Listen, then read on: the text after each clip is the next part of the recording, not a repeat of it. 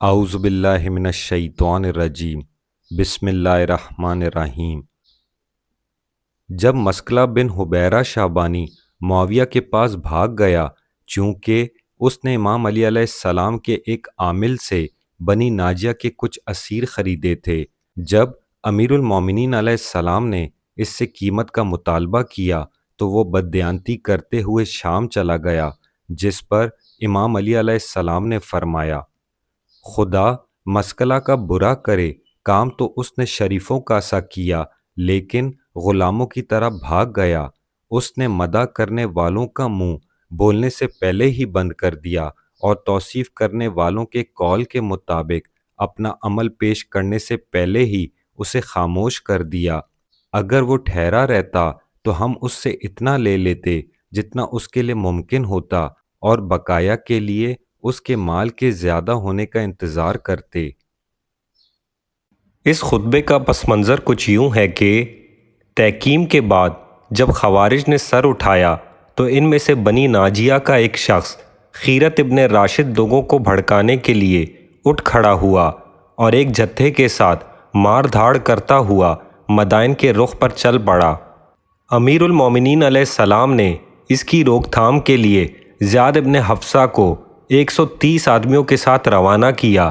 چنانچہ جب مدائن میں دونوں فریق کا آمنا سامنا ہوا تو تلواریں لے کر ایک دوسرے پر ٹوٹ پڑے۔ ابھی ایک آدھا جھڑپ ہی ہونے پائی تھی کہ شام کا اندھیرا پھیلنے لگا اور جنگ روک دینا پڑی۔ جب صبح ہوئی تو زیاد کے ساتھیوں نے دیکھا کہ خوارج کے 5 لاشیں پڑے ہیں اور خود میدان چھوڑ کر بھاگ گئے ہیں۔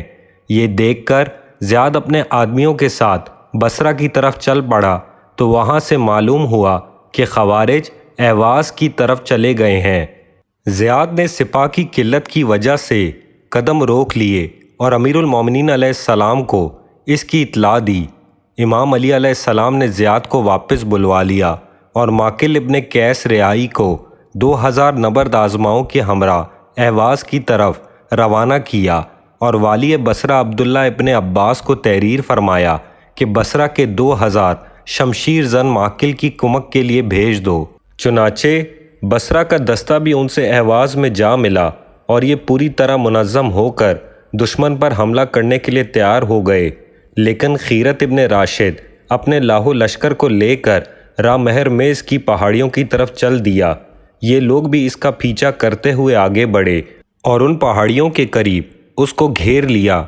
دونوں نے اپنے لشکر کی صف بندی کی اور ایک دوسرے پر حملے شروع کر دیے۔ اس جھڑپ کا نتیجہ یہ ہوا کہ خوارج کے 370 آدمی میدان میں مارے گئے اور باقی بھاگ کھڑے ہوئے۔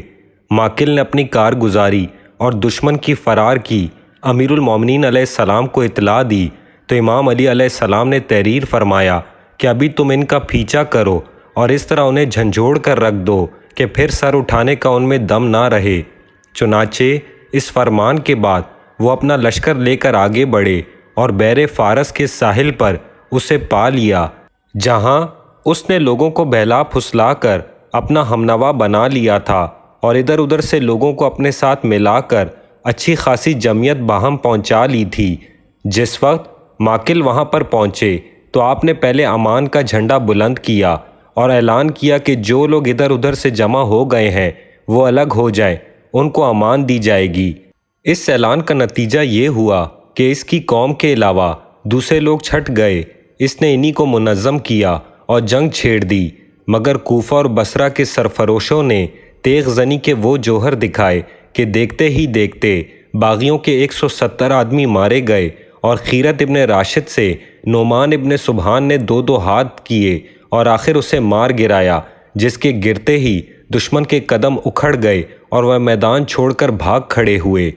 اس کے بعد ماکل نے ان کے قیام گاہوں میں جتنے مرد، عورتیں اور بچے پائے انہیں ایک جگہ جمع کیا اور ان میں سے جو مسلمان تھے ان سے بیعت لے کر انہیں رہا کر دیا اور جو مرتد ہو گئے تھے انہیں اسلام قبول کرنے کے لیے کہا۔ چنانچہ ایک بوڑھے نصرانی کے علاوہ سب نے اسلام قبول کر کے رہائی پائی اور بوڑھے کو قتل کر دیا گیا۔ اور جن بنی ناجیہ کے عیسائیوں نے اس شورش انگیزی میں حصہ لیا تھا انہیں ان کے اہل و عیال سمیت کہ جن کی تعداد 500 تھی اپنے ہمراہ لے لیا، اور جب ماکل ایران کے ایک شہر جس کا نام ارد شیر خرا تھا وہاں پہنچے تو یہ قیدی وہاں کے حاکم مسکلہ ابن حبیرہ کے سامنے چیخے چلائے اور گڑ گڑا کر اس سے التجائے کی کہ ان کی رہائی کی کوئی صورت کی جائے۔ مسکلہ نے زحل ابن حارث کے ذریعے ماکل کو کہلوایا کہ ان اسیروں کو میرے ہاتھ بیچ دو۔ ماکل نے اسے منظور کیا اور 5 لاکھ درہم میں وہ اسیر اس کے ہاتھ بیچ ڈالے اور اس سے کہا کہ ان کی قیمت جلد از جلد امیر المومنین علیہ السلام کو بھیج دو۔